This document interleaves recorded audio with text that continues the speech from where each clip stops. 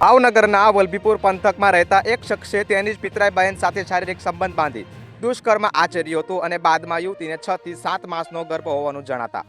યુવતીના ભાઈએ તેના જ પિતરાઈ ભાઈ વિરુદ્ધ વલભીપુર પોલીસ મથકમાં ફરિયાદ નોંધાવતા પોલીસે આરોપીની શોધખોળ હાથ ધરી છે. પ્રાપ્ત થતી માહિતી મુજબ ભાવનગર જિલ્લાના વલભીપુર પંથકમાં રહેતા એક શખ્સે તેની જ પિતરાઈ બહેન સાથે પ્રેમ સંબંધ રાખ્યો હતો